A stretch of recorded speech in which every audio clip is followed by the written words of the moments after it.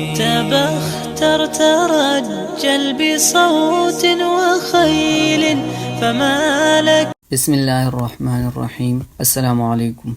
عورت کے لیے بیوٹی پارلر میں ملازمت کرنے کا حکم۔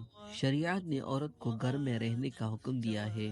بلا ضرورت عورت کا گھر سے باہر جانا اور کسی بھی ملازمت سے منسلک ہونا درست نہیں۔ البتہ اگر کسی مجبوری کی بنا پر عورت بیوٹی پارلر کی ملازمت کرتی ہے تو شرائط کے ساتھ اس کی اجازت ہوگی۔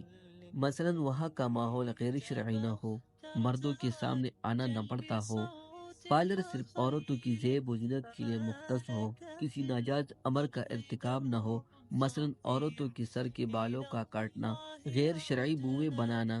بہرحال اگر مجبوری کی صورت میں بیوٹی پارلر کا کام کرنا ہو تو بھی عورت کو اپنے گھر میں رہتے ہوئے مذکور بالا شرائط کی رعایت رکھ کر ہی کام کرنا چاہیے، کیونکہ گھر سے باہر نکل کر بیوٹی پارلر کا کام کرنے میں عملاً شرعی پردے کی رعایت بہت ہی مشکل ہوتی ہے۔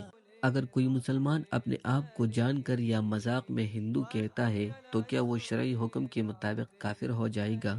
کسی مسلمان کو اس طرح کے جملے ہرگز نہیں بولنے چاہیے، بہت خطرناک الفاظ ہے۔ اگرچہ کہنے والے کا اعتقاد اس سے ہندو ہونے کا نہ بھی ہو تو بھی زبان سے اقرار کرنے کی وجہ سے دائرہ اسلام سے خارج ہو جائے گا، اور اس پر تجدید ایمان کے ساتھ ساتھ شادی شدہ ہونے کی صورت میں تجدید نکاح کرنا بھی لازم ہوگا۔